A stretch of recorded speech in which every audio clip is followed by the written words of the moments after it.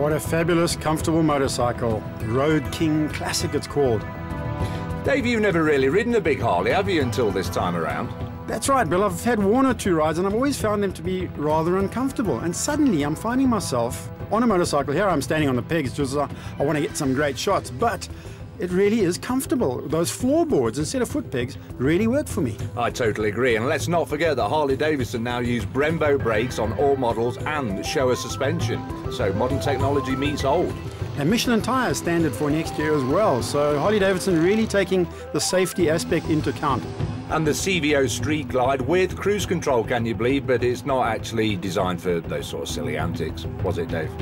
But it does seem to work. It looks like we're having a great time out there, and look at the backdrop all around us. The fabulous country of Jordan. The ancient city of Petra. Is that your nose, Dave? Yes, it is. I had a hard night the night before, and I took a whole lot of sand in. You refused to ride the horse, and I'm not sure why, Bill, but actually after riding it, I do know why, because my bum sore.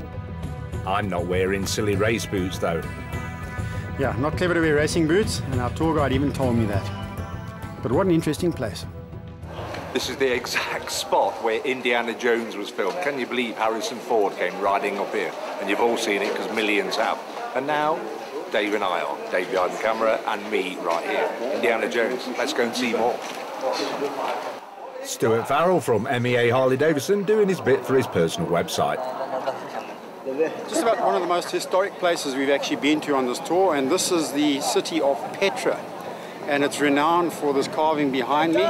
We walked through a viaduct about 1 kilometer long through the rock where an earthquake millions of years ago parted the rock. So it was an ideal place to have a city because it was a secret place in and out. And behind me is what they call the treasury. Now, the treasury is the single most large rock carving in the world. It's 40 meters high. And the Nabateans, which was a civilization at the time, actually carved this out of solid rock. The legend was, though, that the pharaoh had actually put treasure into right at the top there, and in the tabernacle right at the top. And people have actually shot at it. You can actually see bullet holes in that tabernacle. Of course, that wasn't the fact. What it was, the king at the time, around about 40 AD, this actually was his burial tomb. So there was no treasure, but it is called the treasury. Serge, you big tart. Say something. We're here in the lovely Petra with all the journalists because we're doing the launch of the model year 2011 for Harley-Davidson. And it's amazing to see, as we are a brand with a lot of heritage. And yeah, you're boring me now, girl. Can you believe it? A balloon tour across Wadi Rum, Wadi meaning valley. Wadi Rum, believe it or not, was where Lawrence of Arabia used to hang out when he was attacked by the Turks and all other sorts of people while fiddling around Aqaba. Hey, what do you think?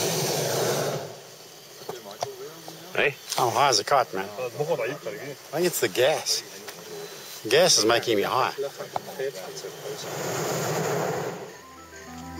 Down in the valley in Wadi Rum, the Harley-Davidson's park waiting for us to continue with our tour. And what a fabulous range of 2011 bikes we have, Bill.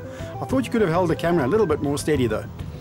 Oh, thanks, man. Thanks for the support. But the main thing is the new models. This is the 883 Super Low, lower with magnesium wheels. And can you believe it? Only 95,000 rand. Now, the Street Glide Deluxe, which is this one, reintroduced after a couple of years due to popular demand. With a 96 motor, the Road King Classic.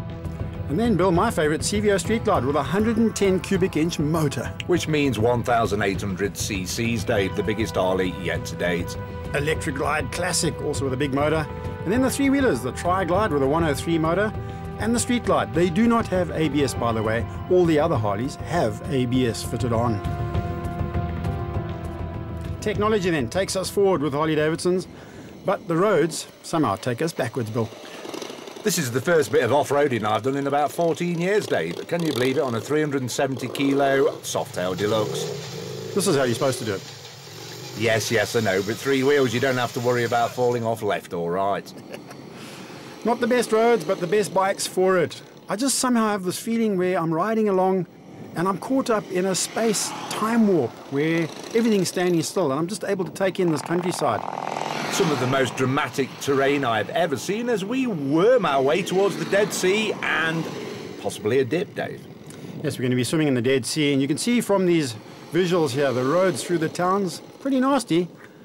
What I do like though, Bill, one of the things on the Harley Davidson I've noticed, and it's taken me 2 days to notice this, as I'm riding along, I noticed the top gear indicator. There's not a gear indicator first, second, third, fourth, fifth. But as soon as you hook 6th gear, it actually comes up on the dashboard that you are in top gear. I really like that. That's right, Dave. It's called cruise drive transmission. It's actually got a patent on it. Put it in top gear, the revs drop to absolutely nothing, and you can waft along at 120 k's an hour. 110 actually, Jordan. That's the speed limit with, what, a few thousand RPM on the rev counter?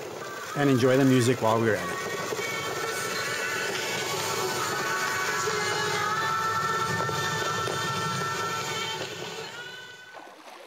I can't wait. I need to get a dip in the Dead Sea while Dave gibbers on with a bit of rubbish.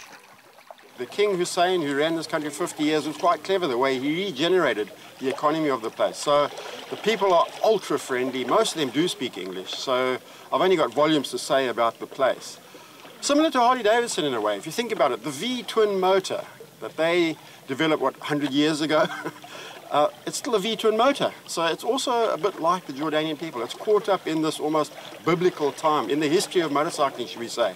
And they've kept that same concept all through the years. They've got the V-twin engine, but the new bikes that we rode now, the 2011 model range, have got all the latest technology. I found it interesting that you're riding along and you can plug your iPod in. They've got these speakers, volume adjusts as you ride along in the motorcycle. Harley Davidson have really done their homework with the 2011 model range. Bigger engine, or the 103 engine available. It's a big lump of a motor, but they talk about torque. And I always say, oh, when they talk about torque, that means it doesn't make a lot of horsepower. Torque is what it's all about. You simply lug along in any gear, at any speed, and that bike will just do what you like. Ultra comfort. The last time I rode a Harley Davidson, I thought, they're not the most comfortable bikes out there. They vibrate and all that sort of thing. Now my mind has been changed. They are comfortable. We've done a lot of kilometers around this country, and it's been fantastic. I have not been uncomfortable once on a motorcycle. So that speaks volumes for the Harley Davidson. So it's got the old tradition of Harley Davidson, but modern technology. And I think that's the sort of game they're playing on right now. Don't forget, it is a lifestyle thing.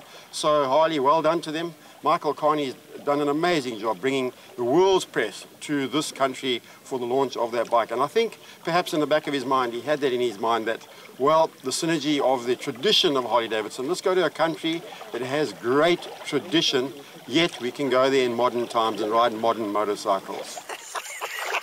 Look at that!